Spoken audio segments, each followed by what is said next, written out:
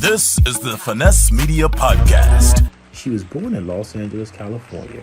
Comedian Hope Flood and founder of the Comics Rock Convention have been tracking the game and running the comedy scene for over 30 years.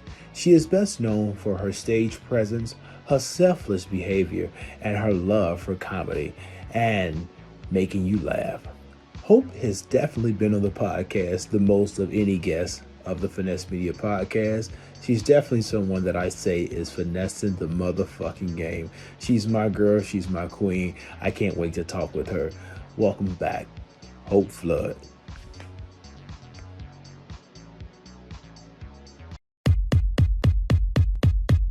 Attention writers, creators, and aspiring authors. It's time to go to the next level. Pen Legacy will help you get there. Offering the leverage toward every process. When it comes to book publishing and coaching, nobody does it better than Pen Legacy. Nobody does it better than Pen Legacy. Pen Legacy.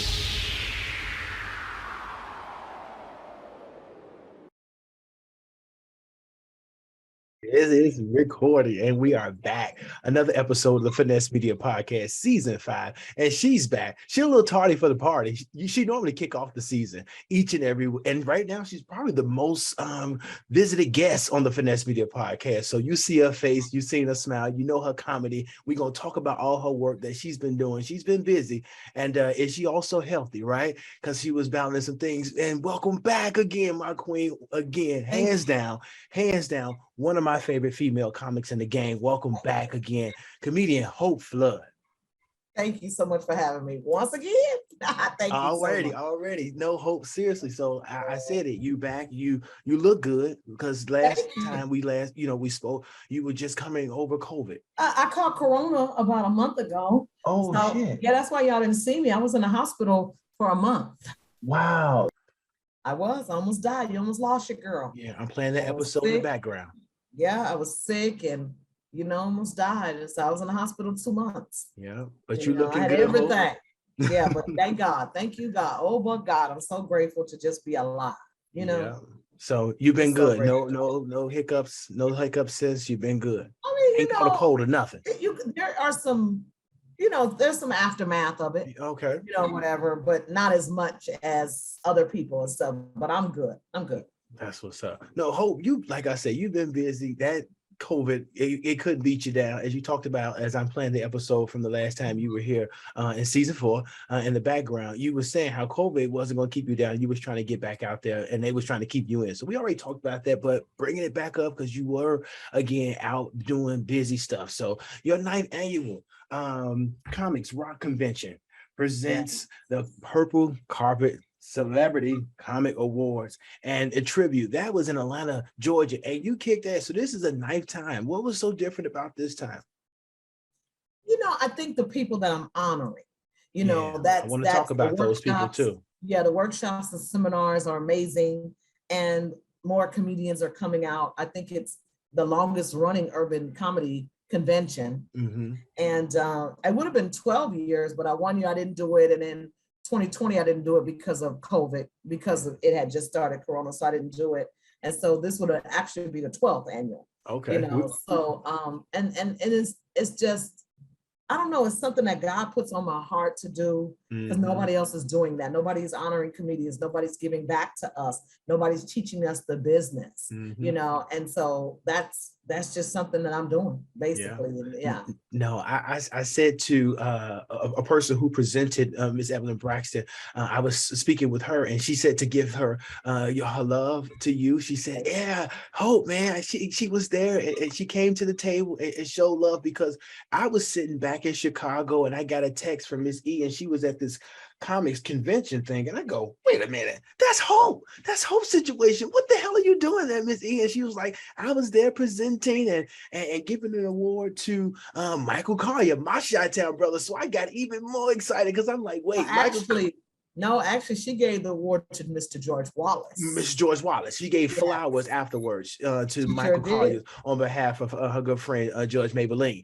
That did Yes. happen. But Michael Collier and also George Wilborn, I'm not George Wilborn, George Wallace. George Wallace. You honored those people at your convention, this 9th annual. So I want to talk to you about the people and some others. So talk about those people, some of the people I just mentioned, and the others that you honored. I honored also Miss Thea Vidal. Thea is one of my mentors and friends. Thea is the only Black female comedian to ever have a sitcom in her name on a major network. And it was called In Her Name, and it was called Thea. And that's when we got introduced to Brandy and, you know, and everything like that. Brandy played her daughter on the show. And so, and Thea's been a friend of mine for many years. And I want to give Thea her flowers. And her speech was, it was hard. She said it was hard coming up in this business as a female comedian. And she said, thank you for not forgetting me. Man, and it was just amazing. She was just amazing. Yeah, she's an icon. She is this generation. Shout out to Miss Pat that's on BET Plus. Her show was successful. She's also Emmy nominated. So shout out to that queen. But Thea was my Miss Pat. Yes, absolutely. Yes. Thea was my Miss Pat. Yes. I can see that she didn't take it. And like you said, she introduced us to Brandy. And also like Michael Collier, that legend in the game too, you know. He is. Michael Collier, Comedian of the Year. He also taught a master comedy class at the convention with the workshops and seminars. Mr. Wallace got the Lifetime Achievement Award. Thea got the Living Legend. I also honored Shula King, Internet Comedian of the Year. Ray Gordon, Promoter of the Year. He's a major promoter out of Philly and comedian. And Angelo Sykes and Lee Moore, the owners of the Uptown Comedy Club for Comedy Club of the Year. And so, so I'm doing it again. 10-year anniversary, but I'm bringing it home to LA. To Cali. Okay. I'll bring it back home in 2023. 2023 will be in LA. I gotta come out there. I gotta come out there because I mean, you've been doing this for so long, Hope, and I tell people all the time that's into comedy. I go, Hope teaches you about stage presence, like you said, it's workshops and seminars. Again, offline, we talked about a good friend, Rashida Buffet, who really introduced me into that part of it. Hope, I don't know if I asked you this on the last season, but what made you start this 13 or 12 years ago? I'll give the credit where it's due. 12 years you've been doing it. What made you start it? You know what started it? It started off as a group on Facebook for female comedians called FICA, Females in Comedy Association. And because nobody had a female hadn't had a sitcom in their name on a major network since 1997 Thea, I wanted to start a conversation about why. And so our group has, I think we've got about 5,000 members now. And so we started there. And from there birthed the Females in Comedy Convention. So I did it 2 years for the female comedians because we're so behind the male comedians that I wanted us to have that conversation. And I did it for 2 years with the women. And then the men started calling and threatening me. So I hope I want to come. I'll put on a dress and a wig and some heels. I was like, don't use that as an excuse. Okay, to put on a dress and a wig. And I rebranded the name and change it to the Comics Rock Convention so everybody could come and get this information. And I just keep going year after year. I just keep doing it. I don't know, every year I quit. Every year it's a running joke. We're like, this is my last year. And the comedians be like, I'll see you next year, Hope. Like, I ain't doing this shit no more, and then I do. You said that about comedy too. And I was like, Hope, what did you say? What did I hear Hope say? Yeah, I was, when, I don't know, with COVID and, and just that experience, I was like, okay, what else can I do? Yeah. What else do I need to be doing? Am I spinning my wheels in that? When you have a life-threatening experience, you feel like you're gonna die. You think of all the things that you haven't done and all the things that you put your time and energy into it, and has it paid off? And should I be doing something else? And so that's all. But I'm a comedian to the end of time. Yeah. And like the question. And like the question asked about what made you start the convention, the awards tribute, but what also made you get into comedy? When did you first fall in love with comedy? 1986. Oh. I saw Whoopi Goldberg's One Woman Show. I had just had my son, and I was sitting around with my baby trying to figure out what I'm gonna do. And I had been telling people I was in every school play, every talent show. And so it was just a matter of time. And then I saw that and I was like, yeah, I'm going to do this. And that's really how it started. But it took me another 3 years to actually get started. And I started comedy in September of '89. So this is my 36-year anniversary this month. Yeah. Killing it. And you're still on stage. I mean, are you popping up in any nightclubs? Are you still working out, as they say? I'm getting ready to do a reinvention of myself. Okay. And it's called, don't call it a comeback. I've been here, and just reinventing myself, going out to these comedy clubs now in LA, now that I'm home and have time to do so in the next 3 or 4 months, and getting myself reacclimated into the city, into LA, into the comedy scene of all the local comics and comedy clubs, because mostly I've always been on the road and stuff. So I miss a lot here. So over these next 3 months, that's what I'm going to be doing, is going out to these comedy clubs and working on my new act and working on my new material, so I can get ready for something really big. Because hope you're going to stay busy, and you're in LA where a lot of up and coming talents are really born out of, particularly for nightclubs and things like that. Who's some new up and coming artists that you're seeing out there in LA that we should be looking out for? A new artist or just period? A new comic. Yeah. Oh, there's so many comedians in LA. They keep coming. They just keep coming and coming and coming and coming. I have a joke where people are like, hope that's just me. 50 comics come to LA and 75 go home. Okay. This shit ain't for the faint at heart. Please. It's tough. It's tough. And because I'm from here, I've been here my whole life. 30 plus years in the game. I've been here since I was 6. So I've been here like 50 years in LA. This is home to me. So whether I'm in the business or not, I ain't going nowhere. This is home. Yeah. Even though I love Dallas, I would love to come back to Dallas. Dallas was my second home. I lived there for 7 years, and then Atlanta is my third home. Come on back. So might be able to get another husband in Dallas and stuff. No. I don't know. When I was there last time, it was 9. In 2004, it was 9 women to every 1 man. I don't know what it is now. No, Dallas is saturated. Certainly, there's a lot of women here, and the nightclubs and the daylight clubs is packed. Because it's really loose that way. It's a lot of people that's up and coming. So there's a lot of young professionals here, and people are just trying to find their ways. A lot of singles out here. For sure. No, you got to get back out here to Dallas. But one of the things on this season, Hope, is what I'm doing is pulling a photo from my guests, from their IG page, and just talk about it. So I'm going to show a photo that I pulled from your Instagram page, and I just want you to talk about it and kind of tell me about the photo. And I'll show the photo now. Yes. Yeah. Yes. Yeah. So Mr. David Arnold, Mr. David A. Arnold, who's a friend to the show, who's a great spirit, and we certainly miss him. But this is a picture I showed with you and he together. And tell me about the friendship, or what work that you ever done with David, or what you remember most about, David. Well, first of all, I was so fucking fat. Why didn't nobody tell me I was that?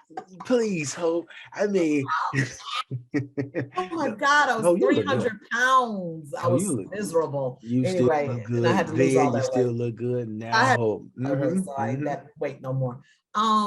David and I go back 30 plus years. All of us. We've all been friends for a long time. And that picture is, he came in 2014 and taught a class at my convention when I was doing it in LA with just the females, and it was called The Art of Stand-Up Comedy.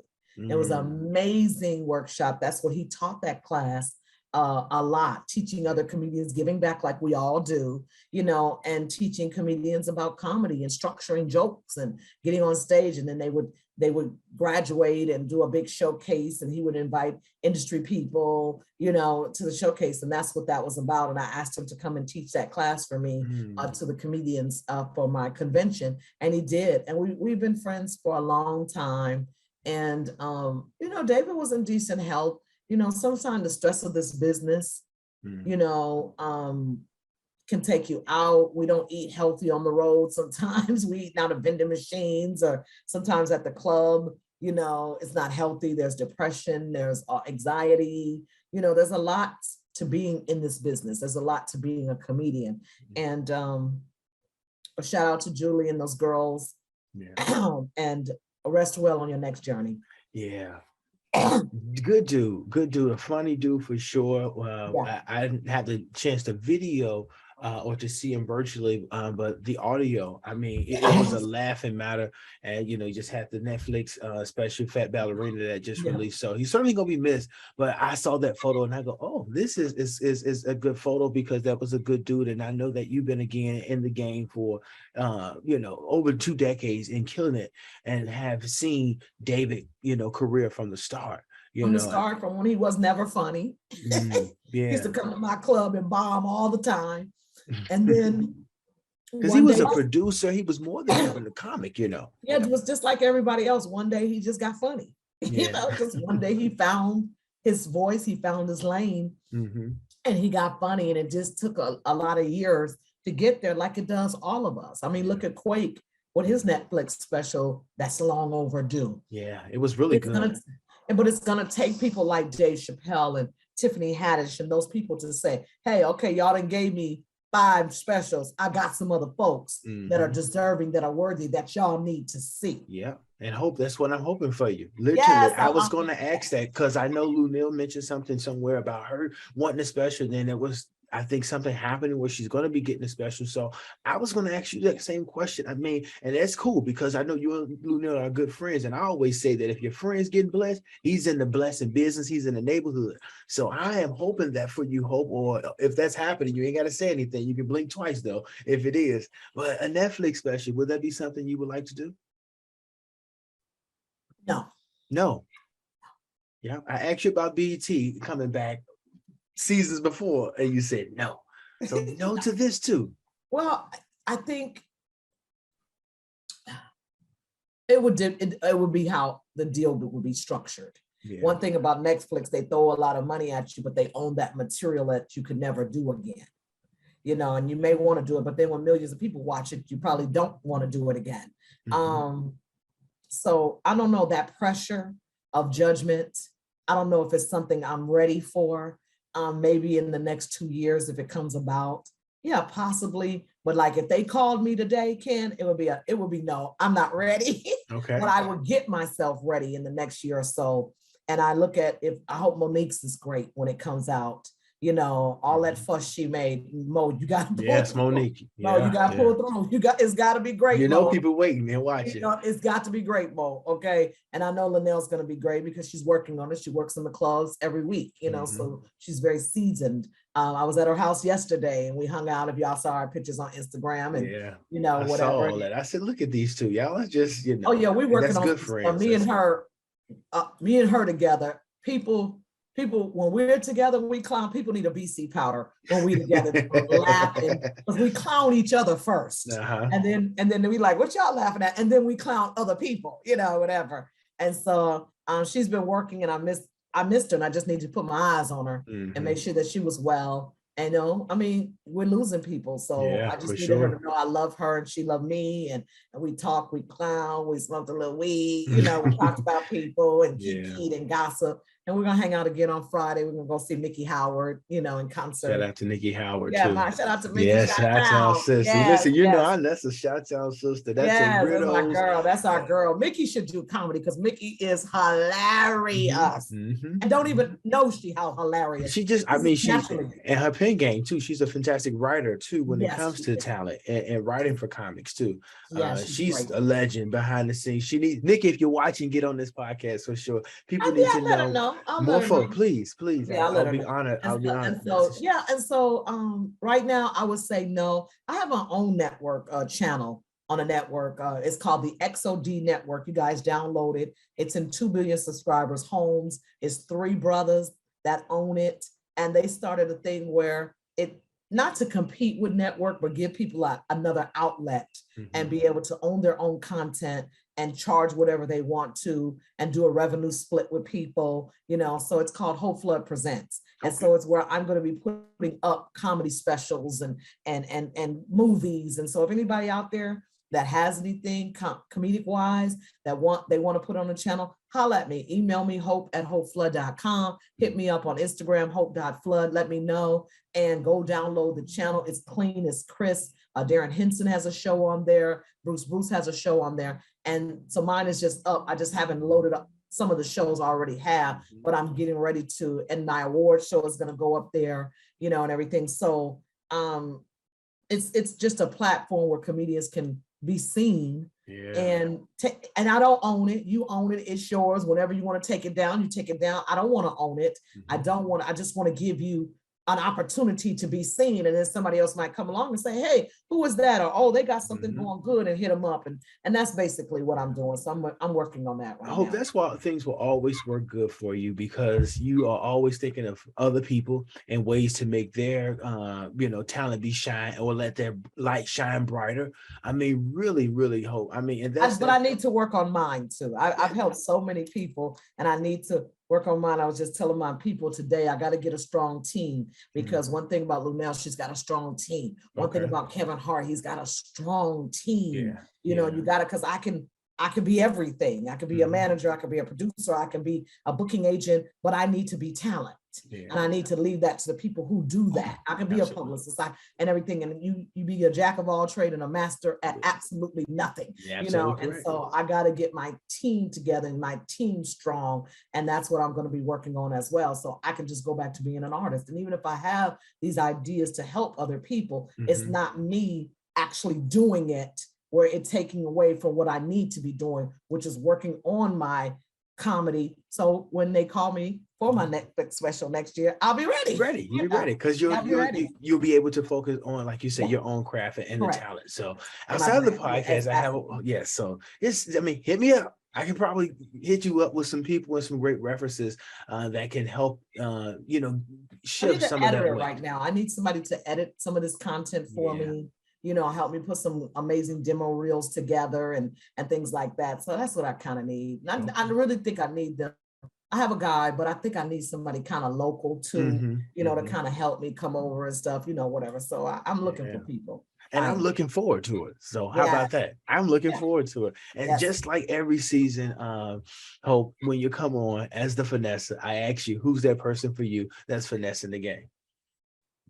Who's that? Who's that person? Yeah. So who's that person for you that you say that's finessing the game? Because every time I have a guest on, you are 100% my finesse. You're the person I think that's finessing the game. So I revere you, respect you, and for the work that you continue to do. So all of the guests that comes on this podcast become finessers. But who's that person for you?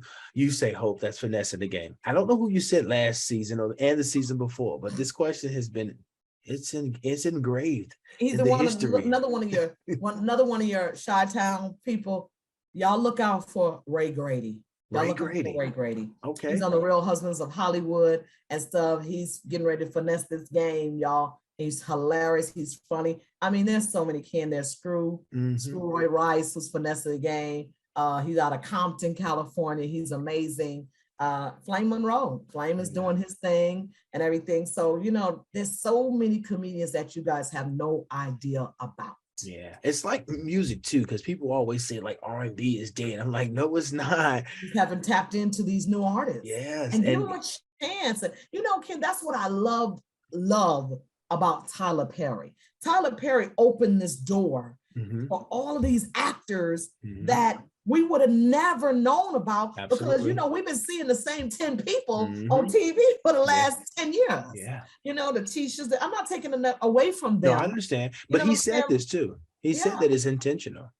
It's intentional so that people wouldn't be distracted by the character. In recent interview for his new thing that came out, the Jazz Man Blues, I believe, that's on Netflix. He had said in a recent interview, that's why he intentionally put unknown actors, so to speak, respecting to the actors, but people that we don't know, and why he's done this up until this point, because he wants people to be introduced to this new actor, but also not to just be distracted by the actor playing the movie and presenting the story. So, but no, you're right. That's 100%. So in other words, not be distracted like, oh, this is Taraji. Yeah, or this name. Look at the actual work and everything. I love that. And I guess that's what I'm trying to do, and say, hey, there's a bunch of comedians that y'all kind of forgot about. There's the Mike Bonners that are out there, that I want people to remember. Say, oh, Mike, he's still out there. He's still relevant. He's still shining.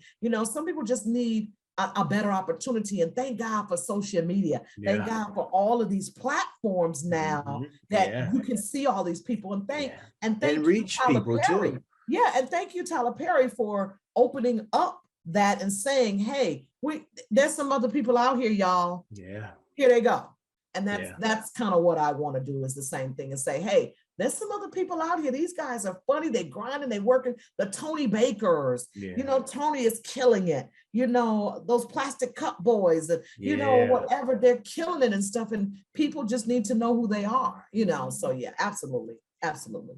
That's what's up. Well, Hope, thank you again for coming on. And again, another season and another episode, keeping us updated and in tune of what you're doing, what you're working on. So in 2023, I'm certainly coming out to LA for this convention. It's the 10th annual, but we'll celebrate it as the 13th annual. No, we're gonna celebrate it as a 10th because I didn't do the other ones. Oh, okay. So it is honoring. I'm starting now. I'm just resting for the rest of this month, and I'm starting again. I'm already talking to my staff on the people I'm trying to honor next year. Bentley Kyle Evans, who's a personal friend of mine. You know, if he produced Martin and Jamie Foxx show, we grew up together as kids. Robert Townsend, another Chi-Town brother. The Wayans family, Garrett Morris, you know, because social media, as you say, and I know you got to get out of here, but the social media part is moving so fast to where people are forgetting about a lot of those comics you've been naming. You've been dropping so many, you know, greats and people that's been, you know, on screen for so many years, but then now you don't hear about them anymore. And they have never been honored. George Wallace said, at all of the time he's on Carson and all of those shows, he said he's never gotten an award. When he put it on the award, he sent a picture of it and it was next to the Trumpet Award. And he said he's never been honored before. This is only his second award, which is sad because nobody does this for us. Nobody, they'll ask us to come and perform. And George Wallace had days in Vegas, if I'm not mistaken, right? Years. I mean, days lightly, but he's the longest running comedian in Vegas ever, at least. I want to say 10 years at least, and that's selling out every single show.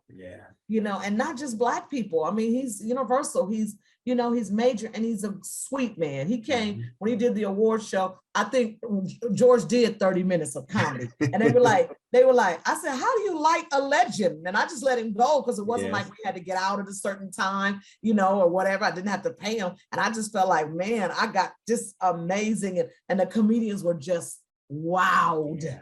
They were just wowed. So I'm looking for the venue now, working on the dates now. You know, I know it's just going to be in September after Labor Day. That's all I know right now. I just don't have it concretely, but I will know. I want to be able to come back on and talk about it and let people know when and all of that other stuff or whatever. And so, yeah, I'm just honored that they came for me. I'm just honored that I can pick up the phone and call them and say, hey, you know, and people are like, you got all of those people in one room. Yeah, that's a powerful, I mean, you say Thea, you had Michael Collier. I mean, I don't want to miss anybody, so I'll just stop at the list there. But and I've showed the photo also. But I mean, these folks that you've honored, I mean, I'm sure they were grateful. And the people that were there were like, whoa, all these folks in one building. They were like, I don't know how you did that, Hope. You pulled it off. And so hopefully I can get me some sponsors. I'm looking for sponsors because I never have a sponsor. Every time I do this, I use the registration to pay for everything. And then whatever is not paid for, I pay for it out of my pocket. So hopefully somebody can see the longevity in it and that what I'm doing and who I'm honoring and drop a nice little check, you know. That's what's up. No, money is always good because it's always it always gets the job done. All right, thank you for having me. Absolutely. Thank you so much for joining me again on this episode. It's a lot of fun. I'm always going to check in with you still from time to time in between these episodes that we have. But thank you again for blessing this season. And if you need to keep up with Hope, let people know how they can follow you. Well, not if you do, you need to keep up with Hope. I'm sorry. For all your cannabis and CBD needs, highhopes.biz, still doing my cannabis. I was going with my son. We're still doing that, healing people. HopeFlood.com, Hope.Flood on Instagram, and all them other ones. I have so many of them. Flood Hope. I got so many of them. Hope Flood on Facebook. Just look me, Google me. I'm Googleable. I'm around. I answer everything. So don't think I don't. I do, whatever. And that's it. So yeah, y'all hit me up. That's what's up. That's what's up. Hope Flood, comedian Hope Flood, business owner, entrepreneur. She does everything but nothing. So make sure you check her out. Make sure you support my queen. Again, one of the hilarious comedians in the game, but also teaching other folks the game. So that's even more powerful too, because that shows a lot about who she is and her character too. So I thank her cancer ass for coming back on. Yeah, it's rough out here. Okay, as a cancer. Sometimes I wish I could say no, but it's just not in my DNA. It's just who I am. I have to say that. You've been watching another episode of the Finesse Media Podcast, Season 5. I'm your host, Ken Finesse Media, and I'll see you next week with something brand new. Peace. This has been another edition of the Finesse Media Podcast. Join us again next week for the latest news from HBCUs. Special guest